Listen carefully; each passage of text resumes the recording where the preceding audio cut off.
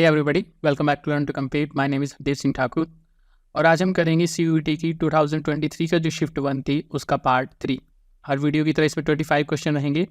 अब इसमें जो क्वेश्चन हैं वो बहुत अच्छे लेवल के हैं। अगर आप इन 25 क्वेश्चन में से 20+ मार्क्स हासिल कर पा रहे हैं तो मैं कहूँगा आप इकोनॉमिक्स में बहुत अच्छा कर रहे हैं। ओके, अब यहाँ पे एक चीज़ याद रखिएगा, इस CUET के पेपर में बहुत सारे क्वेश्चन डिफरेंशियल इक्वेशन और इंटीग्रेशन से आए हैं। तो अगर आप CUET की तैयारी कर रहे हैं तो आपको ये 2 टॉपिक करना बहुत ज़रूरी है। तो शुरू करते हैं। आप हर क्वेश्चन को पहले देखिएगा, वीडियो को पॉज करिएगा, उसे खुद से सॉल्व करने की कोशिश करिएगा, फिर वीडियो को प्ले करके देखिएगा कि आपका क्वेश्चन ठीक है कि नहीं, और कमेंट सेक्शन में ज़रूर बताइएगा कि आपके कितने मार्क्स बन रहे हैं इस पेपर में। तो शुरू करते हैं। सबसे पहले क्वेश्चन की अगर हम बात करें, the committee to review the working of monetary system, एक कमेटी जो बनाई गई थी वो मॉनेटरी सिस्टम की वर्किंग को रिव्यू करने के लिए हेडेड बाय, किसके द्वारा वो हेड की गई थी? DT लकड़वाला, सुखमय चक्रवर्ती, C रंगाराजन या मोंटेक सिंह अहलुवालिया। देखिए, अगर हम लकड़वाला कमेटी की बात करें तो ये 1993 में बनाई गई थी और इसका काम था ये चेक करना कि पॉवर्टी एस्टिमेशन हम सही कर रहे हैं कि नहीं। तो इन्होंने रिकमेंडेशन दी थी कि जो कैलोरी से आप पॉवर्टी एस्टिमेट करते हैं ये सबसे सही मेथड है, यानी कि एक पर्सन कितना डेली इनटेक ले रहा है कैलोरी का, वो डिफाइन करेगा कि वो पुअर है कि नहीं। अगर एक पर्टिकुलर लिमिट से ज़्यादा कैलोरी वो कंज्यूम कर रहे हैं तो वो पॉवर्टी लाइन से ऊपर है, अगर उससे कम कैलोरी कंज्यूम कर रहे हैं तो पॉवर्टी लाइन से नीचे हैं। कब कमेटी आई थी? 1993 में। उसके बाद अगर हम सुखमय चक्रवर्ती कमेटी की बात करें, ये कमेटी बनाई गई थी वर्किंग ऑफ मॉनेटरी सिस्टम के ऊपर, और ये कमेटी बनाई गई थी 1982 में। रंगाराजन कमेटी की अगर हम बात करें, रंगाराजन कमेटी बनाई गई थी 2013 में। किस लिए बनाई गई थी? To review the working of Tendulkar committee. देखिए, तेंदुलकर कमेटी जो है वो 2005 में बनाई गई थी।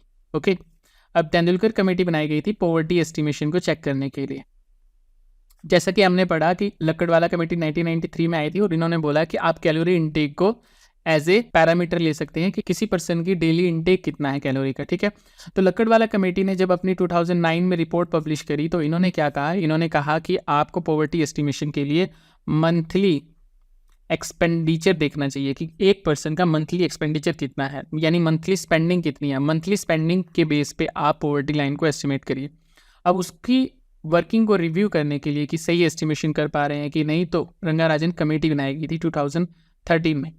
मोंटेक सिंह अहलुवालिया की अगर हम बात करें तो ये कोई कमेटी नहीं थी। ओके, ये जो मोंटेक सिंह अहलुवालिया हैं ये डिप्टी चेयरमैन थे प्लानिंग कमीशन के। कब से कब तक? 2004 से लेके 2014 तक ये डिप्टी चेयरमैन रहे हैं प्लानिंग कमीशन के। तो यहाँ पे आंसर जो हो जाएगा ऑप्शन 2 हो जाएगा, सुखमय चक्रवर्ती इसका करेक्ट आंसर हो जाएगा। Next question, according to Baumol Tobin transaction demand for money approach the optimum number of transaction is.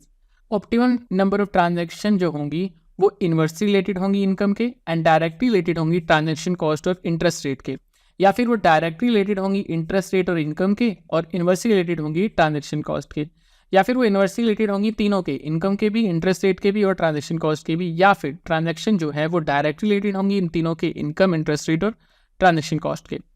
देखिए, आपको याद होगा हमने मनी डिमांड का एक केस पढ़ा था बॉमल के केस में, अंडर रूट फॉर्मूला, जिसमें फॉर्मूला होता है YF/2I, यानी कि जो मनी डिमांड है वो इंटरेस्ट रेट के इनवर्सली प्रोपोर्शनल है, इनकम के डायरेक्टली प्रोपोर्शनल है, और ब्रोकरेज फीस जो है यानी आपका कितने चार्जेस लग रहे हैं बैंक तक जाने के, या ब्रोकरेज फीस कितनी लग रही है आपको लिक्विडिटी में कन्वर्ट कराने में आपके पैसे, उसके भी डायरेक्टली प्रोपोर्शनल होती है। यानी कि अगर आपकी इनकम ज़्यादा है, मनी डिमांड आप ज़्यादा करेंगे। ब्रोकरेज फीस ज़्यादा है, अगर आपको बार बार बैंक से ट्रांजेक्शन करने के चार्जेस ज़्यादा लग रहे हैं तो आप मनी डिमांड ज़्यादा करेंगे, यानी आप एक बारी में कैश निकाल के अपने पास ज़्यादा रख लेंगे।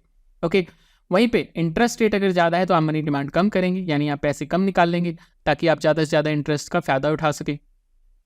ये सब हमने पढ़ा हुआ है। अब जो इनकम है वो इनकम जो होती है वो डायरेक्टली प्रोपोर्शनल होती है मनी डिमांड पे, यानी आपकी इनकम ज़्यादा है तो आप मनी डिमांड ज़्यादा करेंगे। लेकिन यहाँ पे एक और चीज़ याद रखिएगा, ज़्यादा इनकम का मतलब होता है आप ट्रांजेक्शन भी ज़्यादा कर सकते हैं। ठीक है, सिर्फ ये यहाँ पे एक्सेप्शन केस है कि इनकम ज़्यादा होगी तो मनी डिमांड ज़्यादा होगी, और इनकम ज़्यादा होगी तो आपकी ट्रांजेक्शन भी ज़्यादा होंगी, यानी नंबर ऑफ ट्रांजेक्शन भी आप ज़्यादा कर सकते हैं। वहीं पे अगर आपकी ट्रांजेक्शन कॉस्ट ज़्यादा है, ठीक है, ट्रांजेक्शन कॉस्ट ज़्यादा है तो आप क्या करेंगे? मनी डिमांड ज़्यादा करेंगे। ठीक है, क्योंकि आपको बार बार पैसे निकालने का कॉस्ट ज़्यादा आ रहा है तो आप मनी डिमांड ज़्यादा करेंगे। आप एक ही बार पैसे निकाल के अपने पास रख लेंगे। अब आप एक ही बार पैसे निकाल के रख लेंगे तो इसका मतलब ये है कि आप नंबर ऑफ ट्रांजैक्शन कम करेंगे। है ना। तो ट्रांजैक्शन कॉस्ट ज़्यादा है, मनी डिमांड ज़्यादा होंगी, नंबर ऑफ ट्रांजैक्शन कम हो जाएंगी। तो दो चीज़ हमें पता लगी।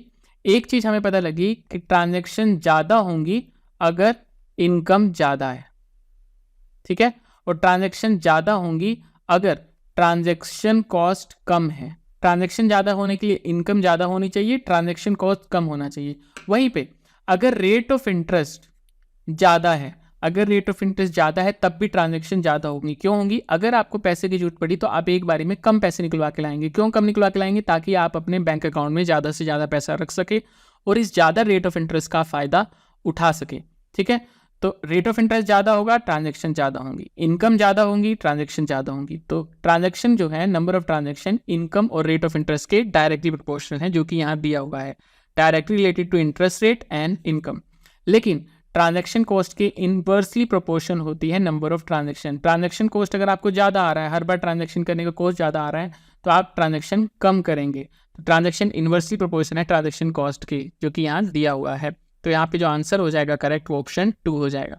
नेक्स्ट क्वेश्चन, यहाँ पे हमें ये दिया हुआ है opportunity cost x good produce करने का इन कंट्री ए में, और ये दिया हुआ है हमें opportunity cost x good produce करने का इन कंट्री बी में। याद रखिएगा, ये एक्स गुड प्रोड्यूस करने का अपॉर्चुनिटी कॉस्ट है कंट्री ए में, और ये एक्स गुड को प्रोड्यूस करने का अपॉर्चुनिटी कॉस्ट है कंट्री बी में। इसे ही उल्टा कर दें आप, तो ये वाई गुड प्रोड्यूस करने का कॉस्ट बन जाएगा कंट्री ए में, और वाई गुड प्रोड्यूस करने का कॉस्ट बन जाएगा कंट्री बी में। पी एक्स अपॉन में पी वाई दिया हुआ है इंटरनेशनल प्राइस रेशो एक्स और वाई कमोडिटी का। जो एक्स और वाई कमोडिटी है उसका प्राइस रेशो दिया हुआ है। ये कंट्री कंप्लीट स्पेशलाइजेशन में कब जाएंगी? ये हमें 4 ऑप्शन दिए गए हैं कि कंट्री कब स्पेशलाइजेशन हासिल करेगी। देखिए, अगर हम सिर्फ एक्स गुड की बात करें कंट्री ए और कंट्री बी के केस में, एक्स गुड का अपॉर्चुनिटी कॉस्ट ये है कंट्री ए में, और एक्स गुड का अपॉर्चुनिटी कॉस्ट ये है कंट्री बी में, ठीक है। अब ये दोनों स्पेशलाइजेशन कब करेंगी? जब हम इसे अगर प्राइस से कंपेयर करें, तो एक कंट्री में तो एक्स गुड का अपॉर्चुनिटी कॉस्ट प्राइस से कम होना चाहिए और एक कंट्री में प्राइस से ज़्यादा होना चाहिए। यानी यहाँ पे एक्स गुड जो प्रोड्यूस हो रही है वो कंपैरेटिवली प्राइस से कम में प्रोड्यूस हो रही है, और यहाँ पे बी में एक्स गुड जो प्रोड्यूस हो रही है उसका अपॉर्चुनिटी कॉस्ट प्राइस से ज़्यादा है। तो एक कंट्री में प्राइस से कम है अपॉर्चुनिटी कॉस्ट, एक कंट्री में प्राइस से ज़्यादा है अपॉर्चुनिटी कॉस्ट। तो इस केस में क्या होगा, कंट्री बी जो है एक्स गुड इंपोर्ट कर लेगी अपने पास, ओके। अब अगर वाई की बात करें, यहाँ पे आप देख सकते हैं एक्स का अपॉर्चुनिटी कॉस्ट कम था, तो ऑब्वियस सी बात है कि डिनोमिनेटर की वैल्यू यहाँ पे ज़्यादा होगी। तो यहाँ पे ए कंट्री में वाई का अपॉर्चुनिटी कॉस्ट ज़्यादा है और बी कंट्री में वाई का अपॉर्चुनिटी कॉस्ट कम है उसके प्राइस के कंपैरिजन में। तो क्या होगा, ए कंट्री बी कंट्री से वाई गुड्स इंपोर्ट कर लेगी। तो इस तरीके से ये दोनों कंट्री जो है स्पेशलाइजेशन हासिल कर सकती हैं। तो यहाँ पे करेक्ट आंसर क्या हो जाएगा, ये ए ऑप्शन हो जाएगा। Next question, for a random variable x, किसी एक रैंडम वेरिएबल एक्स के लिए हमें फोर्थ मोमेंट दिया हुआ है 16 और सेकंड मोमेंट दिया हुआ है 2। ये फोर्थ मोमेंट कहलाता है, ये सेकंड मोमेंट कहलाता है। यानी कि ई एक्स माइनस म्यू की पावर 4 जो है फोर्थ मोमेंट है जिसकी वैल्यू 16 है, and E x minus mu का स्क्वायर जो है वो सेकंड मोमेंट है जिसकी वैल्यू 2 है। इस सेकंड मोमेंट को हम वेरिएंस भी कहते हैं, ओके। अब हमसे पूछा है कुर्टोसिस की वैल्यू, और कुर्टोसिस की वैल्यू निकलती है अगर हम फोर्थ मूवमेंट को डिवाइड कर दें सेकंड मूवमेंट के स्क्वायर से। फोर्थ मूवमेंट कितना है 16, सेकंड मूवमेंट कितना है 2, 2 का स्क्वायर कितना हो जाएगा 4, तो ये कितने पे जाएगा 4 पे। तो आंसर आ गया ऑप्शन 1। क्या किया हमने, फोर्थ मूवमेंट को डिवाइड कर दिया है वेरिएंस के स्क्वायर से, या फिर कह लीजिए सेकंड मूवमेंट के स्क्वायर से। तो यहाँ पे करेक्ट आंसर हो जाएगा option A. Next question, A consumer has a demand function for a good x given as dp is equal to 100 minus p। यानी कि Q दिया हुआ है हमें 100 minus p। अगर हम इसका इन्वर्स डिमांड फंक्शन निकालें, p इस तरफ आ जाएगा, Q इस तरफ चला जाएगा, तो p किसके इक्वल आ जाएगा 100 minus Q। यह है इन्वर्स डिमांड फंक्शन, ओके। अब यहाँ पे हमें प्राइस ऑफ गुड एक्स दिया हुआ है 50, यानी p की वैल्यू है हमारे पास 50। कंज्यूमर सरप्लस हमें निकालना है। देखिए, हमें पता है कंज्यूमर सरप्लस का फॉर्मूला होता है इन्वर्स डिमांड फंक्शन का इंटीग्रेशन 0 से लेके x तक। x क्या है हमारा, Q ही है, ठीक है। और इन्वर्स डिमांड फंक्शन क्या है 100 माइनस Q, माइनस में टोटल रेवेन्यू, ठीक है। अब टोटल रेवेन्यू निकलता है प्राइस इनटू क्वांटिटी से, तो क्वांटिटी हम निकाल लेते हैं। पी हमें 50 दिया हुआ है, क्यू आ जाएगा हमारा 50, तो पी भी 50 है, क्यू भी 50 है। अब यहाँ पे इसकी वैल्यू रख देते हैं, यहाँ 0 से 50 हो गया, क्यू की वैल्यू क्योंकि 50 है, इसका इंटीग्रेशन करेंगे 100 माइनस क्यू का, माइनस में टोटल रेवेन्यू कितना है, प्राइस मल्टीप्लाई में क्वांटिटी, ये हमारा टोटल रेवेन्यू है। 100 माइनस क्यू का इंटीग्रेशन होगा, या 100 माइनस एक्स लिख सकते हैं इसे हम, इसका इंटीग्रेशन होगा, क्या बन जाएगा 100x minus x square upon में 2, 0 से 50 माइनस 2500। अब यहाँ x की जगह 50 की वैल्यू रखिए, क्या बन जाएगा 100 इंटू 50 माइनस 50 का स्क्वायर डिवाइड बाई 2 माइनस 2500, ये आ गया 5000 माइनस 2500 डिवाइड बाई 2 माइनस 2500। 5000 से 2500 गया, ये आ गया 2500 माइनस 2500 को 2 से डिवाइड करेंगे 1250, और जब हम 2500 में से 1250 घटाते हैं तो हमारे पास वैल्यू आ जाती है 1250। तो कंज्यूमर सरप्लस आ गया हमारा 1250, जो कि ऑप्शन 1 में दिया हुआ है। तो यहाँ पे ऑप्शन 1 करेक्ट आंसर हो जाएगा हमारा। Next question, the currency to deposit ratio of an economy is 0.2 and the reserve to deposit ratio is 0.1। Currency to deposit ratio का मतलब है कि डिपॉजिट का कितना % पार्ट जो है हमारे कंट्री के लोग जो हैं वो करेंसी की फॉर्म में रखना चाहते हैं, और रिजर्व टू डिपॉजिट रेशियो का क्या मतलब है कि डिपॉजिट का कितना पार्ट बैंक जो है अपने पास रिजर्व में रखना चाहता है। तो हमें मनी मल्टीप्लायर की वैल्यू पूछी गई है। देखिए, मनी मल्टीप्लायर की वैल्यू होती है 1 अपॉन में CR प्लस CD प्लस में E।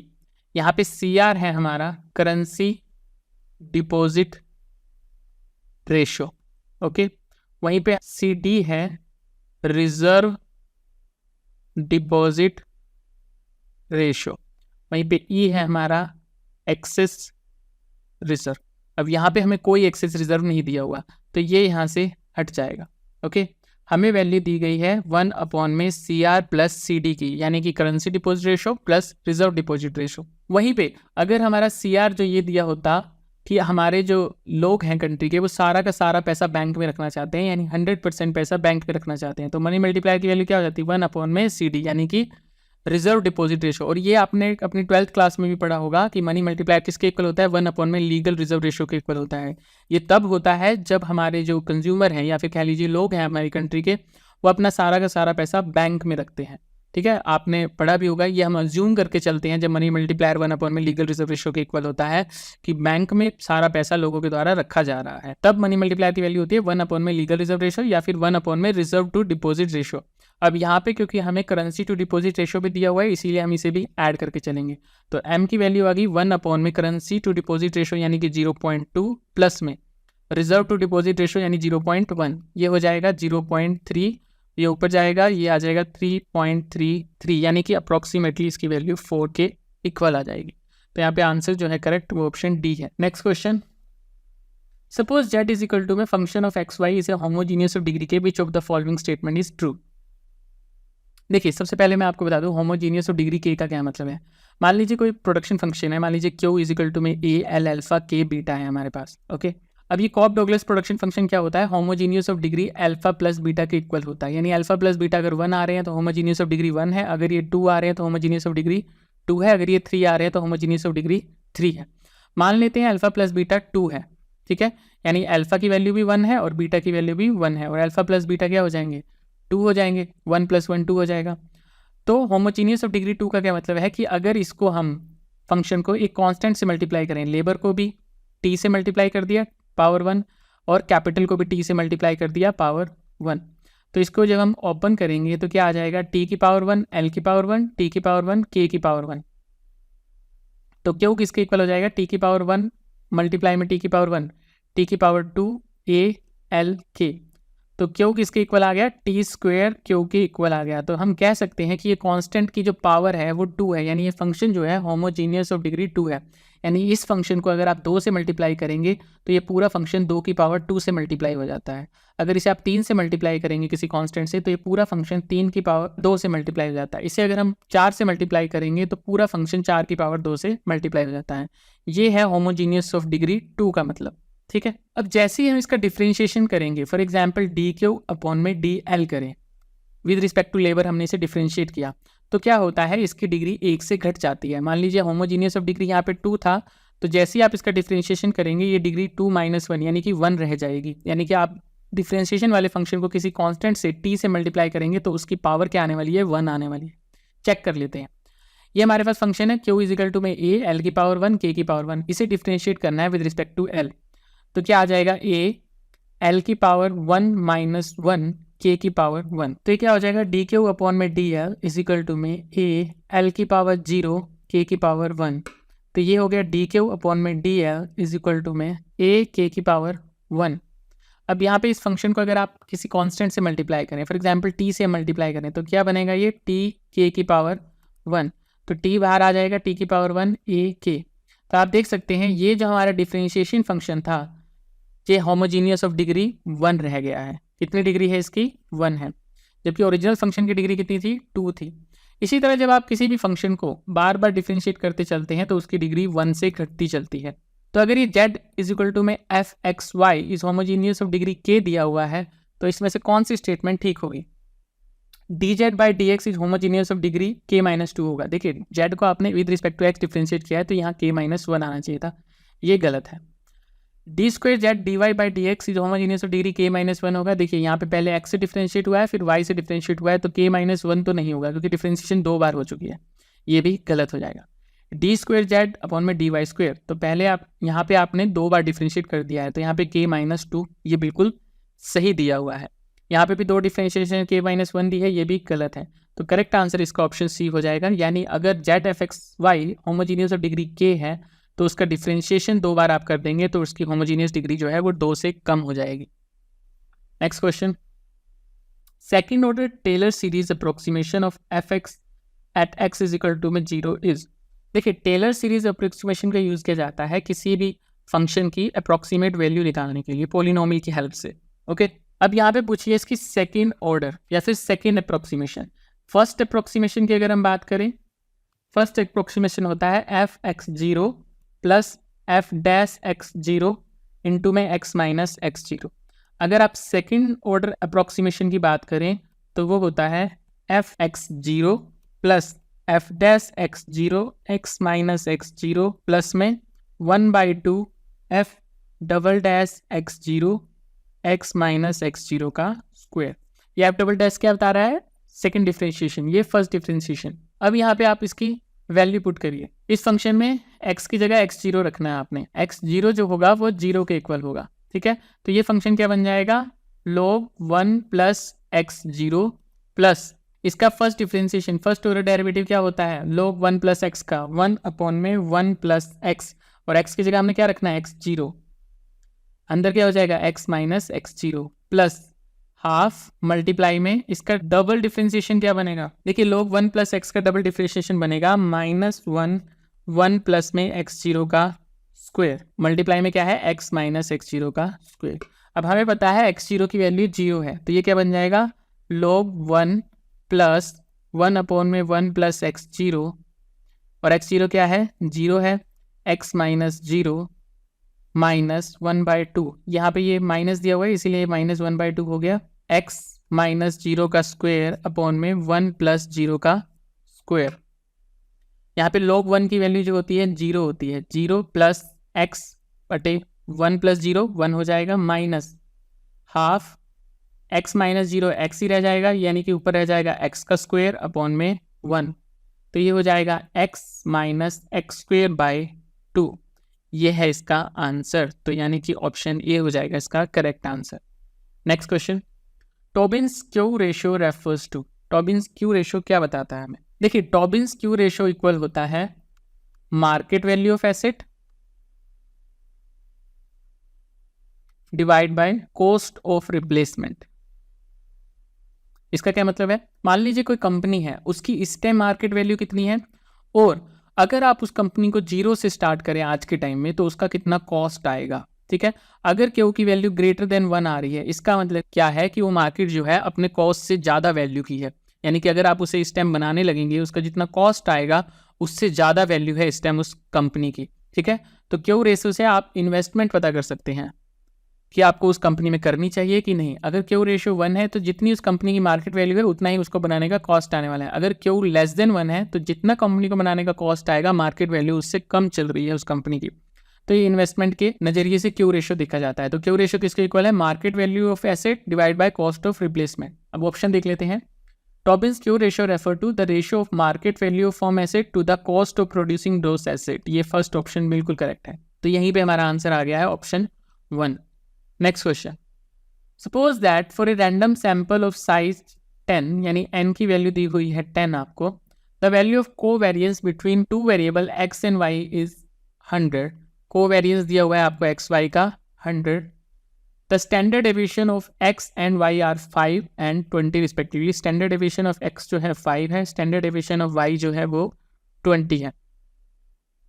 What is the value of regression coefficient in regression of y on x? अब इसका मतलब क्या है, ये रिग्रेशन कोफिशिएंट पूछ रही है, यानी कि आपसे बीटा की वैल्यू पूछ रही है, यानी स्लोप पूछ रही है एक लाइन का। कौन सी लाइन का, जहां पे y on x है। y on x का मतलब क्या है, जहां पे डिपेंडेंट वेरिएबल है आपका y और इंडिपेंडेंट वेरिएबल है आपका x, यानी कि वो लाइन जो रिलेशनशिप बता रही है x एंड y की। और x और y क्या है, x हमारा इंडिपेंडेंट वेरिएबल है, यानी आप x की वैल्यू चेंज करेंगे तो y की वैल्यू चेंज होगी। तो ये b की वैल्यू हमसे पूछी है। तो यहाँ पे स्लोप की वैल्यू क्या आ जाएगी, y on x की covariance of x Y divide by, अब यहाँ पे x है हमारा इंडिपेंडेंट वेरिएबल, तो स्टैंडर्ड डेविएशन ऑफ x का स्क्वायर। इंडिपेंडेंट वेरिएबल का जो स्टैंडर्ड डेविएशन होता है उसका हम स्क्वायर करते हैं। तो यहाँ पे क्या हो जाएगा, कोवेरिएंस एक्स वाई अपॉन में स्टैंडर्ड डेविएशन का स्क्वायर किसे कहते हैं हम, variance.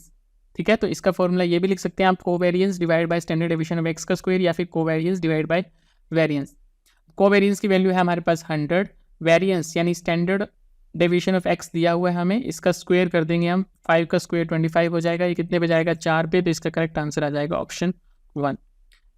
Next question, between 1901 to 1951 in India the relative product per worker industry increase from above average to far above average. क्या कहने का मतलब है, इंडस्ट्री में रिलेटिव प्रोडक्ट पर वर्कर जो है वो इंक्रीज हो गया था, from above average to far above average, यानी बहुत ज्यादा इंक्रीज हुआ है। And the relative product per worker in agriculture decrease, और एग्रीकल्चर में पर वर्कर प्रोडक्ट जो है वो कम हो गया था, वो बिलो एवरेज चला गया था। ठीक है, ये बात बिल्कुल सही है, ये बात बिल्कुल सही है कि 1901 से लेके 1951 तक क्या है, एग्रीकल्चर का आउटपुट जो है वो कम हो गया था एज कम्पेयर टू इंडस्ट्री। यानी कि पर वर्कर आउटपुट जो है वो एग्रीकल्चर में वो एवरेज से कम था और इंडस्ट्री में पर वर्कर आउटपुट एवरेज से ज़्यादा था। ये बात बिल्कुल सही है। Between 1901 to 1951 in India deindustrialisation definitely occurred, ये स्टेटमेंट हमारी गलत है। देखिए, अंग्रेजों ने 1751 से 1947 तक ये बात जरूर है कि डी इंडस्ट्रियलाइजेशन किया था, लेकिन उस डी इंडस्ट्रियलाइजेशन की स्पीड जो है 1901 के बाद कम हो गई थी, और 1947 के बाद हमने इंडस्ट्रियलाइजेशन पे फोकस करना भी शुरू कर दिया था। तो ये बात बिल्कुल सही है, product per worker industry increase हो गया था 1901 से लेके 1951 तक, और एग्रीकल्चर का जो आउटपुट है वो कम हो गया था, जबकि वो एम्प्लॉयमेंट बहुत ज़्यादा लोगों को दे रहे थे। ठीक है, तो आउटपुट पर वर्कर जो है वो डिक्रीज हो गया था एग्रीकल्चर का। और आपको याद हो उस टाइम बंगाल का फेमाइन भी आया था 1943 में। तो अगर डी इंडस्ट्रियलाइजेशन हुआ होता तो उस टाइम इंडस्ट्री का आउटपुट नहीं बढ़ना चाहिए था, है ना। तो यहाँ पे स्टेटमेंट 1 करेक्ट है, स्टेटमेंट 2 इनकरेक्ट है, यानी इसका आंसर जो हो जाएगा ऑप्शन सी हो जाएगा, statement 1 is true and statement 2 is false. Next question, ये हमें क्वेश्चन दिया हुआ है, यहाँ पे यूटिलिटी फंक्शन दिया हुआ है, यहाँ पे मार्जिन रेट ऑफ सब्स्टिट्यूशन दिया हुआ है। इस यूटिलिटी फंक्शन से हमने मार्जिन रेट ऑफ सब्स्टिट्यूशन निकालना है और ये देखना है कि यहाँ पे किसकी वैल्यू ठीक है। देखिए, हमें पता है margin rate of substitution X Y किसके इक्वल होता है, minus margin utility of X upon में मार्जिन यूटिलिटी ऑफ वाई, यानी कि माइनस यूटिलिटी फंक्शन को आप डिफरेंशिएट करेंगे with respect to X divide by utility function को आप डिफरेंशिएट करेंगे विद रिस्पेक्ट टू वाई, इसके इक्वल होगा। पहले अगर हम ए वैल्यू की बात करें तो यूटिलिटी फंक्शन हमारा दिया हुआ है सी एक कांस्टेंट है, x1 की पावर a x2 की पावर b। तो पहले आप इस यूटिलिटी फंक्शन को डिफरेंशिएट करिए विद रिस्पेक्ट टू x1। जब हम इसे with respect to x1 differentiate करेंगे तो वैल्यू आ जाएगी a, आगे आ जाएगा c x1 की पावर a माइनस 1 x2 की पावर b, तो इक्वल हो जाएगा a c x1 की पावर a x1 की पावर माइनस 1 x2 की पावर b। ये a माइनस 1 को हमने अलग अलग कर दिया, x1 की पावर a अलग कर दिया, x1 की पावर माइनस 1 अलग कर दिया है, तो ये इक्वल हो जाएगा a इंटू में c x1 की power a divide by x1, ये माइनस 1 नीचे गया तो पॉजिटिव हो गया, x2 की पावर b।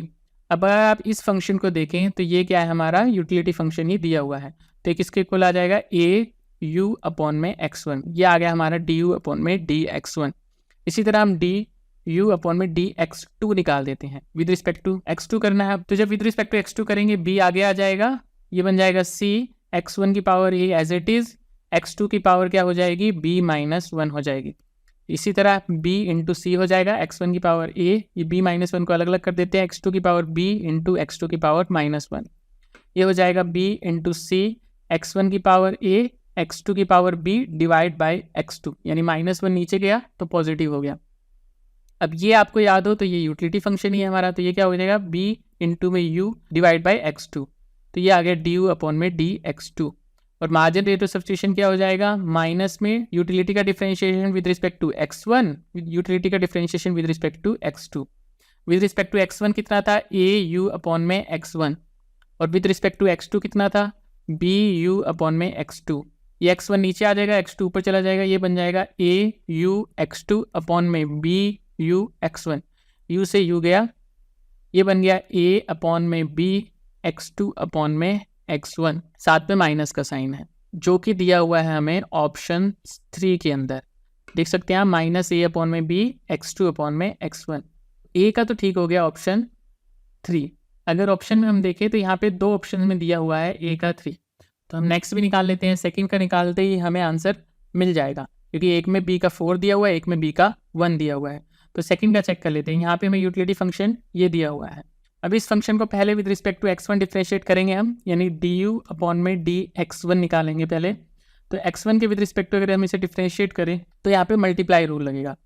अब मल्टीप्लाई रूल क्या कहता है कि आप पहले x1 प्लस 2 को डिफरेंशिएट करिए, यानी कि d अपॉन में डी x1 प्लस 2, और x2 प्लस 1 को एज इट इज़ रख दीजिए, x2 प्लस 1 को एज इट इज़ रख दीजिए, प्लस अब x1 प्लस 2 को एज इट इज़ रख दीजिए, और x2 प्लस 1 को डिफरेंशिएट करिए with respect to x2 plus 1। ठीक है, तो इसे जब हम डिफरेंशिएट करेंगे विद रिस्पेक्ट टू x1, तो x1 को अगर x1 से डिफरेंशिएट करेंगे तो ये हो जाएगा 1, प्लस 2 को अगर डिफरेंशिएट करेंगे, कांस्टेंट को जब भी आप डिफरेंशिएट करते हो तो वो 0 हो जाता है, तो ये 1 प्लस 0 इंटू में x2 प्लस 1, प्लस में x1 plus 2 as it is. जब हम x2 को डिफरेंशिएट करेंगे विद रिस्पेक्ट टू x1, देखिए जब हम x1 के विद रिस्पेक्ट में डिफरेंशिएट कर रहे हैं तो x2 एक कांस्टेंट है, और कांस्टेंट को जब भी आप डिफरेंशिएट करते हैं तो इसकी वैल्यू 0 आती है, प्लस 1 भी एक कांस्टेंट है, उसको डिफरेंशिएट करेंगे उसकी वैल्यू भी 0 आएगी। तो ये क्या आ जाएगा, 1 मल्टीप्लाई में x2 प्लस 1, तो ये x2 प्लस 1 ही रह गया, प्लस में x1 प्लस 2 मल्टीप्लाई में 0, ये 0 प्लस 0 ये 0 ही रहेगा। तो x2 प्लस 1, x1 प्लस 2 को 0 से मल्टीप्लाई करेंगे तो वो 0 हो जाएगा, तो इसका आंसर आ जाएगा x2 प्लस 1, यानी यूटिलिटी फंक्शन का differentiation with respect to x1 क्या आ गया, x2 प्लस 1, और x2 प्लस 1 यहाँ पे है, यानी कि with respect to x1 differentiate करेंगे तो ये वाली वैल्यू आ रही है। इसी तरह जब आप इसको with respect to x2 differentiate करेंगे तो ये वाली वैल्यू आ जाएगी, यानी डी यू अपॉन में डी x2 जो आ जाएगा वो x1 प्लस 2 आ जाएगा। ठीक है, अब इसकी वैल्यू हम मार्जिन रेट ऑफ सब्स्टिट्यूशन के फॉर्मूले में रख देते हैं। पहले क्या आएगा, माइनस डी यू अपॉन में डी x1, माइनस आ गया डी यू अपॉन में डी x1 कितना है, x2 plus 1 divide by D you upon में डी x2 कितना आ जाएगा, x1 प्लस 2। तो ये आ गया हमारा मार्जिन रेट ऑफ सब्स्टिट्यूशन जो कि दिया हुआ है ऑप्शन 1 में। तो बी का ऑप्शन 1 करेक्ट हो गया, यहाँ पे दिया हुआ है आपको ऑप्शन सी में, तो यहाँ पे करेक्ट आंसर जो है वो ऑप्शन सी है। Next question, let A is equal to में p माइनस क्यू पी, एक मैट्रिक्स दी हुई है हमें 2/2 की। तो आपको बताना है इन 4 ऑप्शन में से कौन सा ऑप्शन ठीक है, A and B, A and C, B and C या ए एंड डी। देखिए सबसे पहले ये ऑप्शन की अगर हम बात करें, ये है 2/2 मैट्रिक्स, और 2/2 मैट्रिक्स का मैक्सिमम रैंक वैल्यू क्या हो सकती है, 2 हो सकती है। जबकि ऑप्शन 1 में दिया हुआ है rank of matrix A given by R A is 3, यानी इस मैट्रिक्स का रैंक कितना दिया हुआ है, 3 दिया हुआ है, और एक 2/2 मैट्रिक्स का मैक्सिमम रैंक कितना हो सकता है, 2 हो सकता है। तो फर्स्ट ऑप्शन हमारा इनकरेक्ट हो गया, तो यहाँ पे इसको इनकरेक्ट कर दें, इसको इनकरेक्ट कर दें और इसको इनकरेक्ट कर दें, तो आंसर हमारा वैसे ही आ गया। पर हम और ऑप्शन भी देख लेते हैं। Matrix A is orthogonal if and only if P square plus Q square is equal to में 1। देखिए एक मैट्रिक्स ए ऑर्थोगोनल कब होती है, जब आप ए मैट्रिक्स को उसके ट्रांसपोर्ट से मल्टीप्लाई करें, तो ट्रांसपोज के साथ मल्टीप्लाई करने के बाद वो एक आइडेंटिटी मैट्रिक्स बन जाए। यानी ए मैट्रिक्स क्या है, पी माइनस क्यू पी, और इसका ट्रांसपोज क्या हो जाएगा, जब आप रो को कॉलम से रिप्लेस कर दें और कॉलम को रो से, यानी कि जो रो है ये कॉलम बन जाएगी, P माइनस क्यू आ जाएगा इधर। इसी तरह ये रो कॉलम बन जाएगी Q अपॉन में P। ये है ट्रांसपोज। ये किसके इक्वल होना चाहिए? आइडेंटिटी मैट्रिक्स, यानी 1 0 0 1 के इक्वल होना चाहिए। मल्टीप्लाई करके देख लेते हैं। P को मल्टीप्लाई करेंगे इससे, क्या आ जाएगा? P square. इसको मल्टीप्लाई करेंगे इससे, minus Q plus Q square. ये एक वैल्यू आ गई। अब P को मल्टीप्लाई करेंगे Q से, ये आ जाएगा पी क्यू, माइनस क्यू को मल्टीप्लाई करेंगे P से, ये आ जाएगा माइनस क्यू पी। अब इसी तरह इसको इस वाले कॉलम से मल्टीप्लाई करेंगे, यानी Q को P से मल्टीप्लाई किया क्यू पी, P को माइनस क्यू से मल्टीप्लाई किया माइनस पी क्यू। इसी तरह अब इसको इस वाले कॉलम से मल्टीप्लाई करेंगे, Q को Q से मल्टीप्लाई किया क्यू स्क्वेयर, P को P से मल्टीप्लाई किया plus P square is equal to में 1 0 0 1। यहाँ पे आप देख सकते हैं P Q minus Q P, एक ही बात है, पर एक पॉजिटिव है एक नेगेटिव है, कट गया। यहाँ पे क्यू पी क्यू, एक पॉजिटिव है एक नेगेटिव है, कट गया। तो ये क्या आ गया? P square plus Q square 0 0 P square plus Q square is equal to में 1 0 0 1। तो ये मैट्रिक्स जो है ये ऑर्थोगोनल कब हो सकती है? जब P square plus Q square equal to 1 हो। ओके तो ये बिल्कुल सही दिया हुआ है। मैट्रिक्स ए इज ऑर्थोगोनल, यानी मैट्रिक्स ए ऑर्थोगोनल कब होगी? यानी उसका ट्रांसपोज उस मैट्रिक्स से मल्टीप्लाई जब होगा तो आई के इक्वल कब होगा? अगर B square plus Q square की वैल्यू 1 के इक्वल है। तो बी ऑप्शन बिल्कुल करेक्ट है। Transpose of A matrix A is given by P Q minus Q P. Transpose हमने यहाँ पे निकाला ही है, ये हमारा ट्रांसपोज था। मैच कर लीजिए, पी यहाँ पे पी है, क्यू यहाँ पे क्यू है, माइनस क्यू यहाँ माइनस क्यू है, पी यहाँ पी है। तो ये बिल्कुल सही है ऑप्शन सी भी। Determinant of A matrix A is P. Determinant की अगर हम वैल्यू निकालें, इसको इससे मल्टीप्लाई करेंगे पी स्क्वेयर माइनस इसको इससे मल्टीप्लाई करेंगे माइनस का क्यू स्क्वेयर, तो क्या आ जाएगा? P square plus Q square इसका डिटर्मिनेंट है, जबकि इन्होंने दिया हुआ है पी डिटर्मिनेंट है, ये गलत है। तो इसका आंसर जो है करेक्ट वो बी एंड सी हो जाएगा, यानी थर्ड ऑप्शन करेक्ट है। Next question, which of the following points lie in the convex set of point. एक सेट ऑफ पॉइंट दिए हुए हैं 2 3 एंड 4 1। देखिए यहाँ पे x1 की वैल्यू अगर हम माने तो 2 है, y1 की वैल्यू 3 है, x2 की वैल्यू 4 है, y2 की वैल्यू 1 है। तो कौन से पॉइंट्स जो है ना वो इनके बीच में लाई करने वाले हैं, बेसिकली ये पूछ रहा है। देखिए यहाँ पे x1 जो है वो बढ़ गया है, x2 होने तक 2 से 4 हो गया है, और y जो है वो घट गया है, ठीक है। तो वही पॉइंट इनके बीच में लाई करेंगे जिनकी वैल्यू, अगर x की वैल्यू की बात करें तो 2 से 4 के बीच में होनी चाहिए, और y की वैल्यू की बात करें तो 3 से 1 के बीच में होनी चाहिए, तभी वो पॉइंट इसके बीच में लाई करेंगे।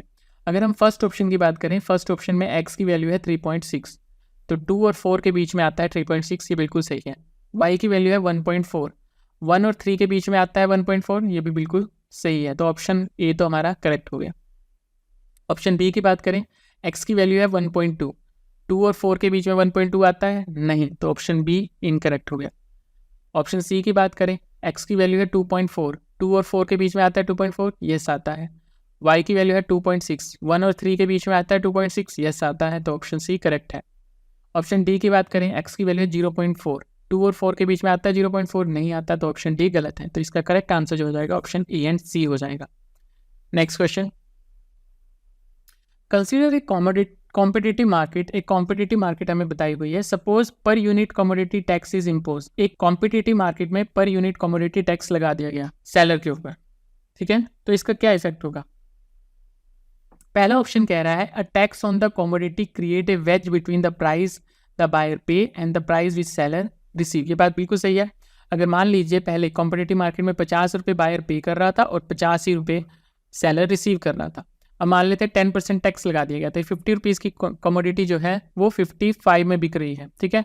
तो 5 रुपीज़ टैक्स के फॉर्म में गवर्नमेंट को देने पड़ रहे हैं, और हमारे सेलर को कितने मिल रहे हैं? सिर्फ 50 मिल रहे हैं। तो एक वेज आ जाएगा, एक डिफरेंस आ जाएगा बिटवीन प्राइस द बायर पे, प्राइस जो बायर पे कर रहा है, और the price which seller receive, seller जो रिसीव कर रहा है। बायर पे कर रहा है 55 रुपये, सेलर रिसीव कर रहा है सिर्फ 50 रुपये। तो फर्स्ट ऑप्शन बिल्कुल करेक्ट है। Post tax equilibrium quantity increase, tax के बाद क्वांटिटी इंक्रीज हो जाती है, ये बात बिल्कुल गलत है।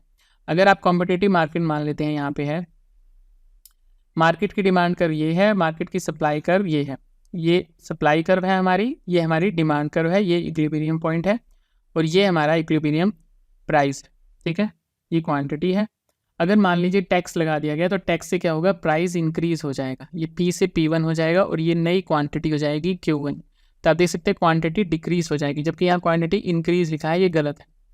ऑप्शन सी कह रहा है if the supply is more elastic than the demand, supply जो है ज़्यादा इलास्टिक है डिमांड से, then tax burden fall more heavily on buyer. देखिए याद रखिएगा, अगर सप्लाई ज़्यादा इलास्टिक है तो ऑब्वियस सी बात है सप्लाई कौन कर रहा है, सेलर कर रहा है। और सप्लाई इलास्टिक है यानी सेलर चाहे जब मर्जी जितनी क्वांटिटी बढ़ा सकता है, कितनी क्वांटिटी घटा सकता है। तो टैक्स लगा दिया गया तो उसका मेन बर्डन बायर पे पड़ता है, क्योंकि यहाँ पे कंट्रोल सेलर के हाथ में है। वहीं पे अगर डिमांड इलास्टिक है तो इसका मतलब है हमारा बायर जब मर्जी चाहे डिमांड बढ़ा सकता है, जब मर्जी चाहे डिमांड घटा सकता है। यहाँ पे कंट्रोल बायर के हाथ में है, तो इस टाइम पे टैक्स का इफेक्ट सेलर पे पड़ता है। तो सप्लाई इलास्टिक के केस में सेलर का कंट्रोल होता है, इसीलिए इफेक्ट जो है वो बायर पे ज़्यादा पड़ता है, ठीक है, यानी टैक्स जो है बायर को पे करना पड़ेगा। तो यहाँ पे कह रहा है supply is more elastic, supply बहुत इलास्टिक है यानी हमारे सेलर के हाथ में कंट्रोल है। देन टैक्स बर्डन, तो जो टैक्स का बर्डन पड़ेगा fall more heavily on buyer, buyer पे ज़्यादा पड़ेगा। ये बात बिल्कुल सही है, क्योंकि सप्लाई जो इलास्टिक है डिमांड से, तो हमारे सेलर के हाथ में कंट्रोल है, तो जो टैक्स होगा उसका बर्डन बायर पे ज़्यादा पड़ेगा। ऑप्शन डी कह रहा है if demand is more elastic, अगर डिमांड ज़्यादा इलास्टिक है, मैंने आपको बताया डिमांड इलास्टिक हो तो किसका कंट्रोल होता है, बायर का सारा कंट्रोल होता है। Then tax burden fall more heavily on buyer, तो टैक्स बर्डन बायर पे पड़ना चाहिए, नहीं सेलर पे पड़ना चाहिए फिर, तो ये ऑप्शन गलत है। Imposition of tax create dead weight loss, एक अगर हम टैक्स लगा रहे हैं तो उसकी वजह से डेड वेट लॉस क्रिएट हो जाता है। देखिए आप देख सकते हैं ये हमारा पहले प्राइस था इक्विलिब्रियम पे, ये क्वांटिटी थी, ओके। अब प्राइस क्योंकि बढ़ गया है, ये प्राइस हो गया है और ये क्वांटिटी हो गई है, ठीक है। पहले बायर को प्राइस कम पड़ रहा था तो बायर को ये ट्रायंगल जो है इतना फायदा हो रहा था, ओके। तो ये तो हो गया बायर का नुकसान। अब पहले क्या है, सेलर इतनी क्वांटिटी बेच पा रहा था, अब सिर्फ इतनी क्वांटिटी बेच पा रहा है, तो ये जो इतना पोर्शन है ये हो गया सेलर का नुकसान, ठीक है। ये वाला ट्रायंगल जो है वो सेलर का नुकसान हो गया। तो ये पूरा जो ट्रायंगल है कंज्यूमर और सेलर दोनों को जो नुकसान हुआ है इसे हम डेड वेट लॉस कहते हैं। तो ये बात बिल्कुल सही है, टैक्स इंपोज करने की वजह से डेड वेट लॉस क्रिएट हो जाता है। तो ऑप्शन ए, सी और ई यहाँ पे करेक्ट है, यानी जो कि ऑप्शन सी में दिया हुआ है ए, सी, ई करेक्ट है, यहाँ पे ऑप्शन सी करेक्ट आंसर हो जाए। Next question, arrange the following in order of occurrence starting from earliest to latest. सबसे पहले कौन सा हुआ है और सबसे बाद में कौन सा हुआ है, उस हिसाब से इन स्कीम को अलग अलग में हमने डिफरेंशिएट करना है। सबसे पहले आयुष्मान सहकार स्कीम की बात करें तो ये स्कीम आई थी 2020 में by ministry of agriculture and farmer welfare, ताकि हेल्थ केयर फैसिलिटी प्रोवाइड की जा सके रूरल एरिया में। अब एग्रीकल्चर एंड फार्मर वेलफेयर का रूरल एरिया से क्या लेना देना है, क्योंकि ये फार्मर्स के लिए फैसिलिटी प्रोवाइड की जानी थी, ठीक है। तो ये आयुष्मान सहकार स्कीम कब आई थी, 2020 में। समर स्कीम और scheme for chemistry building in textile sector की बात करें तो ये स्कीम आई थी स्किल डेवलपमेंट के लिए, यानी टेक्सटाइल सेक्टर में जो हमारे वर्कर काम कर रहे हैं उनकी स्किल इंप्रूव की जाए, और ये स्कीम आई थी 2017 में। आयुष्मान भारत प्रोग्राम और प्रधानमंत्री जन आरोग्य योजना ये स्टार्ट की गई थी 2018 में to provide health care facility. वहीं पे पीएम कुसुम स्कीम की बात करें तो 2018-19 के बजट में इसकी पहली बार बात की गई थी, और ये स्कीम लॉन्च कब हुई थी, फैब 2019 में ये स्कीम लॉन्च हो गई थी। National policy for skill development and entrepreneurship की बात करें तो ये स्कीम आई थी 2015 में, यानी सबसे पहले यही स्कीम आई है। अगर इन सारी स्कीम्स की बात करें, इसका काम था स्किल डेवलपमेंट करना हर एक एरिया में, ठीक है। जो ये स्कीम है ये टेक्सटाइल सेक्टर के लिए आई थी स्किल डेवलपमेंट करने के लिए, यानी स्मर्थ स्कीम जिसका नाम रखा गया था। और ये जो स्कीम है नेशनल पॉलिसी स्किल डेवलपमेंट, ये हर एरिया में आई थी स्किल डेवलपमेंट करने के लिए, ताकि जो यूथ है वो हमारा स्किल्ड यूथ हो सके। तो सबसे पहले स्कीम आई है ई वाली, ठीक है, यही national policy for skill development. तो यहाँ से आंसर यहीं से पता लग रहा है हमें कि ऑप्शन 2 ठीक है। नेक्स्ट की बात करें अगर हम, तो दूसरे नंबर पे 2017 में ये स्कीम आई थी जिसका नाम है स्मर्थ स्कीम, तो ऑप्शन बी करेक्ट है। तीसरे की बात करें 2018 में आई थी प्रधानमंत्री जन आरोग्य योजना, यानी सी ऑप्शन।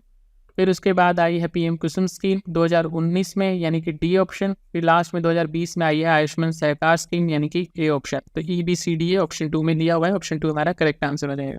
नेक्स्ट क्वेश्चन, ये हमें इंटीग्रेशन दिया हुआ है। देखिए ये डायरेक्ट हमें फॉर्मूला ही दिया हुआ है एक तरीके से।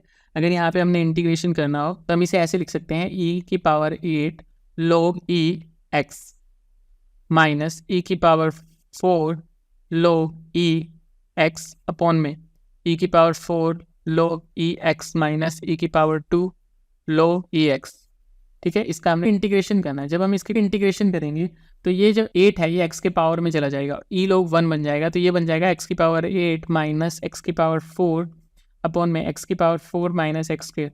कभी भी इस फॉर्म में आपको दिया हुआ हो जहाँ पे आपको ये कांस्टेंट दिया हुआ हो और आगे लोग x लिखा हुआ हो, तो इसे आप x की पावर वो कांस्टेंट लिख सकते हैं। ठीक है, यहाँ पे कांस्टेंट कितना है 4, तो ये हो जाएगा x की पावर 4। यहाँ पे भी कांस्टेंट 4 है, ये हो जाएगा x की पावर 4। यहाँ पे कांस्टेंट 2 है, ये हो जाएगा x की पावर 2। तो ये हमारे पास वैल्यू आ गई। अब इसका इंटीग्रेशन करना बिल्कुल आसान है, पहले इसे सॉल्व कर लेते हैं थोड़ा सा। देखिए ये बन जाएगा हमारा x की पावर 4 की 2 माइनस एक्स की पावर 2 की पावर 2। नीचे आ गया x की पावर 4 माइनस एक्स की पावर 2।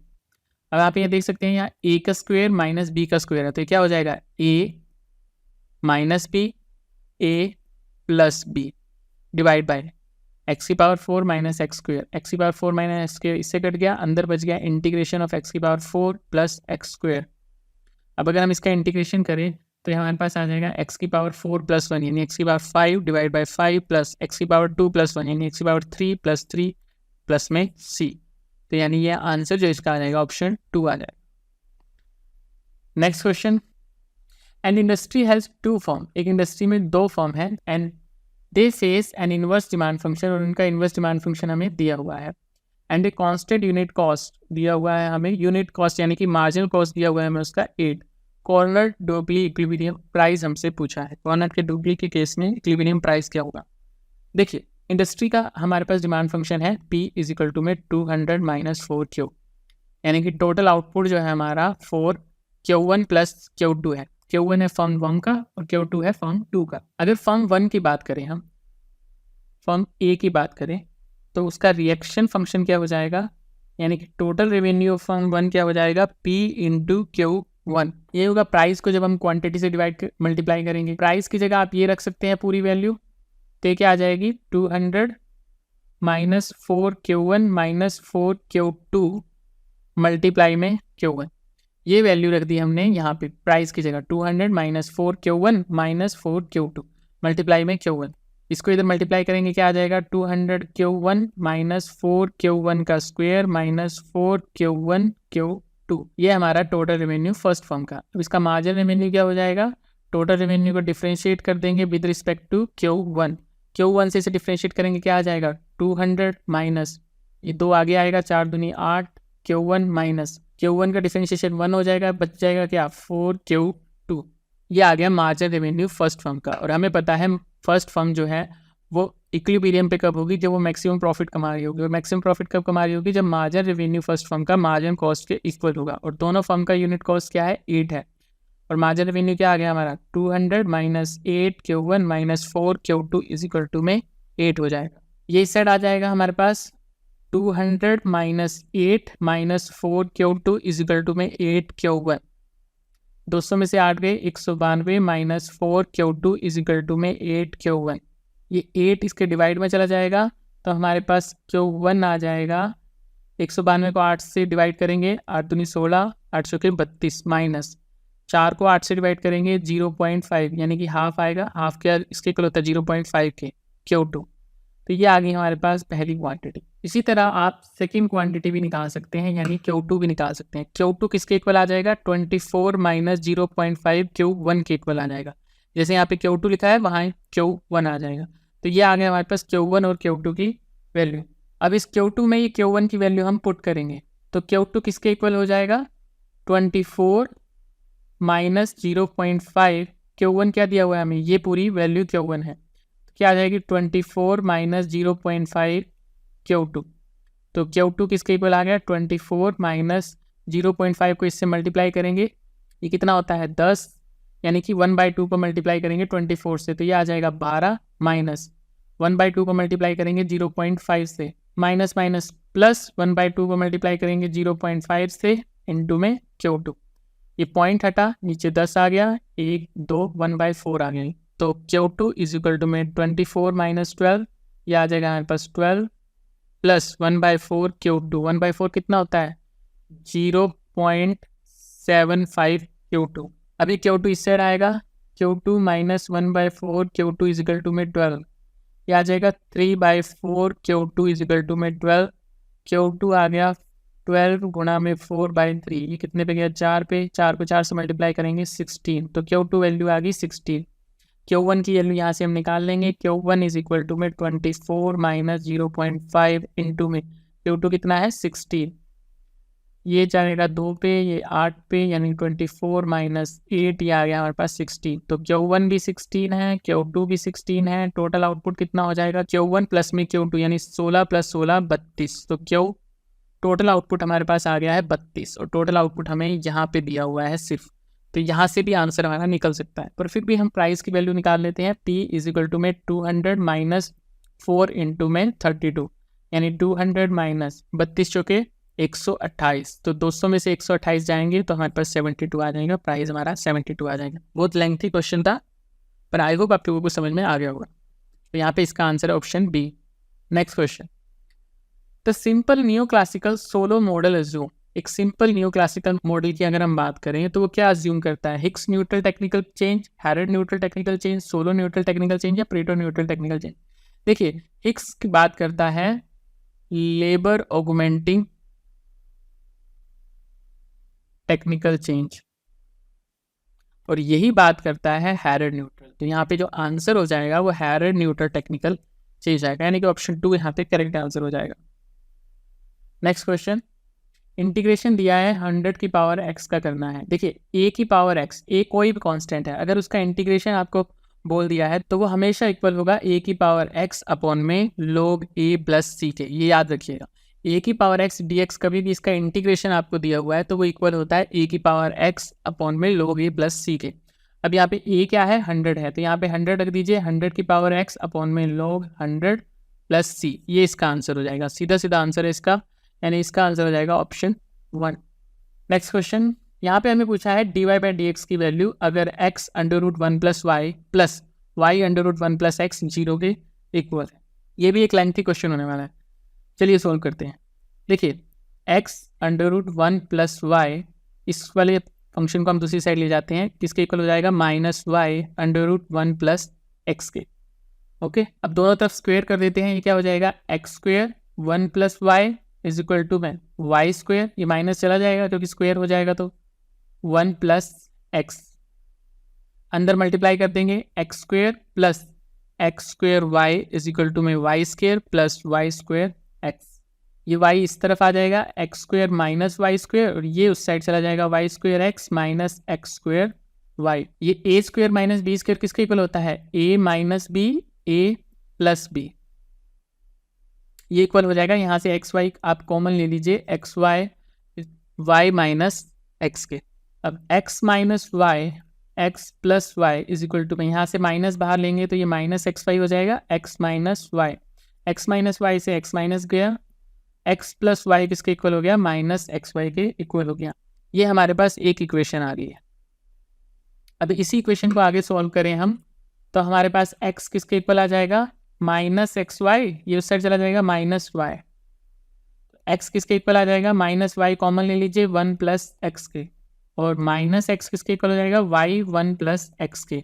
तो वाई की वैल्यू अगर हमने निकालनी हो माइनस एक्स अपॉन में 1 प्लस एक्स, ये आ गई हमारी वाई की वैल्यू। अब हम शुरू करते हैं डिफरेंशिएशन। देखिए, इस फंक्शन को हम डिफरेंशिएट करेंगे। डिफरेंशिएशन किसके रिस्पेक्ट में करना है? हमने एक्स के रिस्पेक्ट में करना है। इसको एक्स के रिस्पेक्ट में डिफरेंशिएट करेंगे, ये हो जाएगा 1 प्लस ये क्या हो जाएगा D Y by D X is equal to में, यहाँ पे मल्टीप्लाई रूल लग जाएगा हर बार की तरह, माइनस बाहर रखेंगे, पहले x को एज इट इज रखेंगे, y को डिफरेंशिएट करेंगे, x as it is, y क्या हो जाएगा D Y by D X, plus y को एज इट इज रखेंगे, x का डिफरेंशिएट कर देंगे विद रिस्पेक्ट टू x। तो 1 plus D Y by D X इसके इक्वल हो जाएगा minus X D Y by D X minus Y, D X upon में डी एक्स क्या हो जाएगा 1। अब इस वाले D Y by D X को इस साइड ले आएंगे, D Y by D X plus X D Y by D X minus में वाई, ये 1 इस साइड आ जाएगा माइनस का 1। D Y by D X अगर यहाँ से कॉमन ले तो हमारे पास आ जाता है 1 plus X is equal to में माइनस वाई की जगह हम ये वैल्यू रख देते हैं, ये वैल्यू में माइनस है और यहाँ पे माइनस है, तो क्या हो जाएगा प्लस एक्स अपॉन में 1 प्लस एक्स माइनस 1। तो क्या हो गया D Y by D X 1 plus X is equal to में एक्स, ये उधर मल्टीप्लाई हो जाएगा माइनस 1 माइनस एक्स अपॉन में 1 plus x.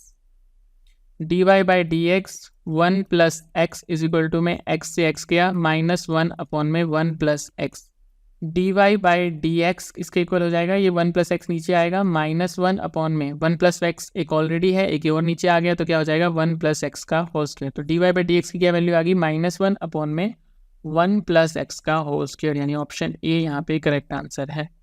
Next question, suppose the slope coefficient in a regression of y on x is 15। एक slope coefficient दिया है y on x किसके इक्वल है 15 के इक्वल है। What will be the slope coefficient in regression अगर y बन जाए y प्लस 10 और x बन जाए x माइनस 5, तो स्लोप कोफिशिएंट क्या होगा। देखिए यहाँ पे स्लोप कोफिशिएंट हमें दिया हुआ है 15, ठीक है, यानी ये इक्वेशन कैसे बनी होगी, y इज इक्वल टू में कोई कांस्टेंट है b0, ठीक है, plus 15x plus error term, ठीक है, क्योंकि हमें पता है ये स्लोप है और स्लोप हमेशा इंडिपेंडेंट वेरिएबल के मल्टीपल में आता है। फॉर एग्जांपल कंजम्पशन फंक्शन आपने देखा होगा c इज इक्वल टू में a bar plus B Y, ये क्या होता है स्लोप होता है, यानी मार्जिन प्रोपेंसिटी जो कंज्यूम होती है। y क्या होता है इंडिपेंडेंट वेरिएबल होता है, यानी y जैसे जैसे चेंज होगा वैसे डिपेंडेंट वेरिएबल कंजम्पशन चेंज होगा। a क्या होता है ऑटोनोमस कंजम्पशन होती है जो कांस्टेंट होती है। यहाँ पे बी नॉट जो है वो कांस्टेंट टर्म है, ठीक है, ये मान लीजिए ये कांस्टेंट है, ठीक है। ये 15 क्या है स्लोप है जो कि हमें दिया हुआ है, coefficient slope coefficient of regression y on x हमें 15 दिया हुआ है। x क्या है हमारा independent variable, y dependent variable, e error term है। अब y अगर y प्लस 10 हो जाए, y plus 10 is equal to में बीटा नॉट प्लस 15, x क्या हो जाए x minus 5 plus error term. तो इसे सॉल्व कर लेते हैं थोड़ा, y plus 10 is equal to में beta naught plus 15x minus 75 plus error term, y plus 10 is equal to में beta naught minus 75 plus 15x plus में एरर टर्म। ये हमारी नई इक्वेशन आ गई, ठीक है। अब आपसे अगर पूछा जाए इस नई इक्वेशन का स्लोप क्या है, तो आप देख सकते हैं यहाँ पे जब y प्लस 10 हो गया और x माइनस 5 हो गया तब भी स्लोप कितना रहा है 15 ही है। स्लोप क्या होता है जो इंडिपेंडेंट वेरिएबल के साथ लगा होता है, तो आप देख सकते हैं यहाँ पे इंडिपेंडेंट वेरिएबल के साथ स्लोप क्या लगा है 15 लगा, यानी स्लोप में कोई चेंज नहीं आने वाला। अगर y में हम 10 ऐड कर दें और x में 5 माइनस कर दें, ये क्या हो गया हमारी कॉन्स्टेंट टर्म है, ये कॉन्स्टेंट की वैल्यू है, तो यहाँ पे आंसर जो हो जाएगा 15 ही हो जाएगा, यानी यहाँ पे भी वैल्यू 15 ही रहने वाली है। ऑप्शन सी यहाँ पे करेक्ट आंसर है। Next question, suppose the distribution of weight of a student in A college is normal. एक नॉर्मल डिस्ट्रीब्यूशन दिया हुआ है विद मीन की वैल्यू है 60 किलोग्राम, स्टैंडर्ड डेविएशन है हमारा 3। विच of the following area from the standard normal distribution gives the probability of A randomly selected student having weight less than 66 kg। हमें randomly एक student select करना है जिसकी value less than 66 kg होनी चाहिए, यानी जिसका वेट जो है लेस देन 66 kg होना चाहिए। कौन सा एरिया वो ये बताएगा।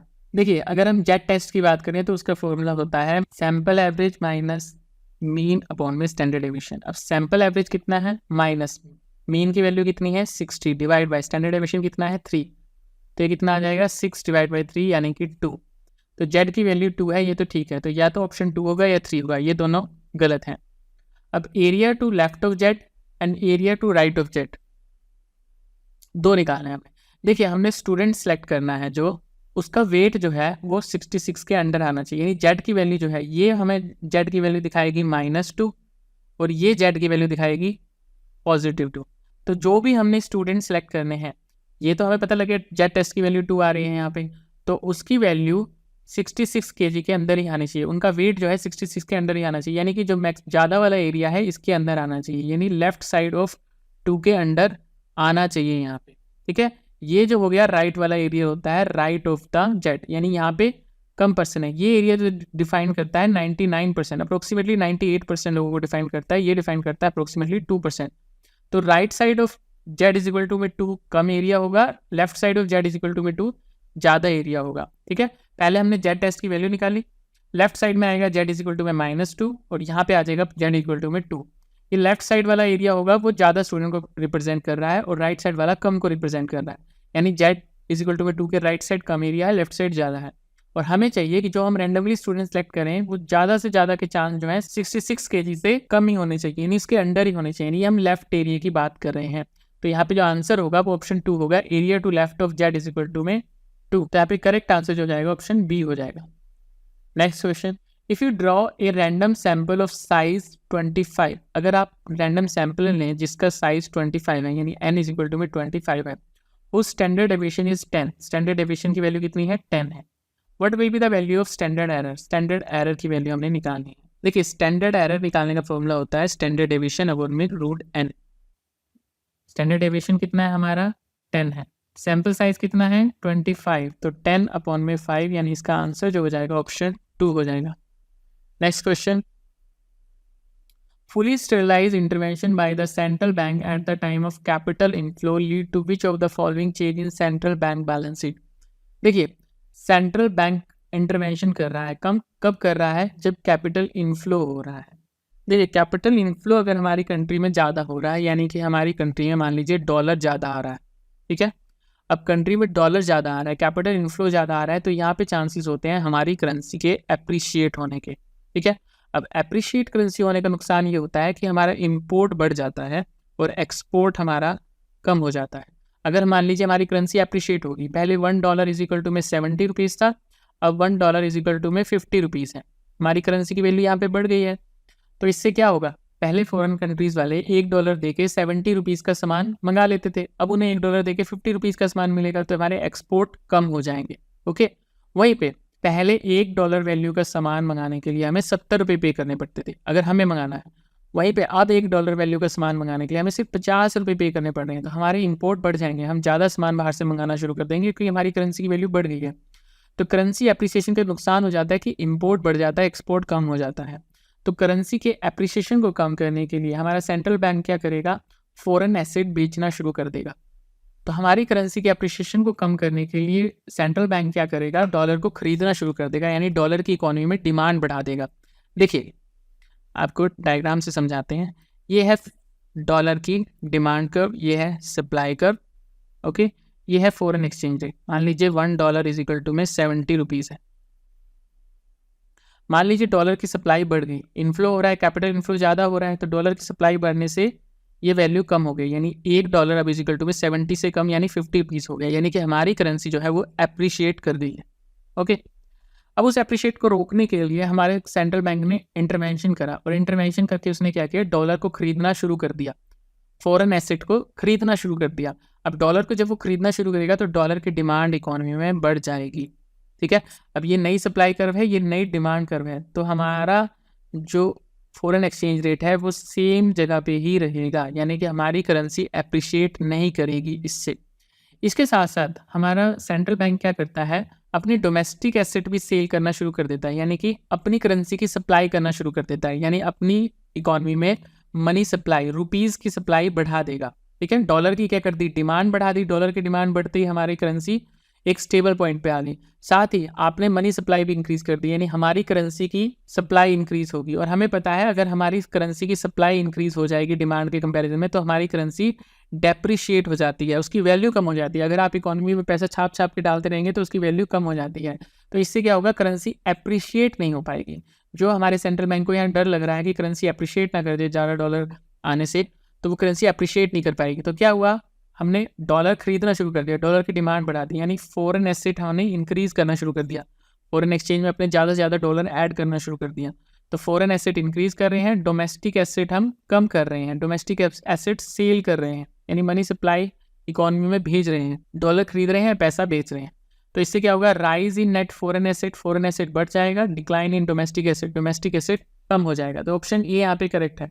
ये बात कर रहे हैं decline in net foreign asset decline हो जाएगा, ये गलत है. फॉरेन एसेट की हम डिमांड बढ़ा रहे हैं, फॉरेन एसेट बढ़ जाएगा. Rise in both net foreign asset domestic asset गलत है, decline in both net foreign asset domestic asset तीनों गलत है. ये ऑप्शन 1 यहाँ पे करेक्ट आंसर है.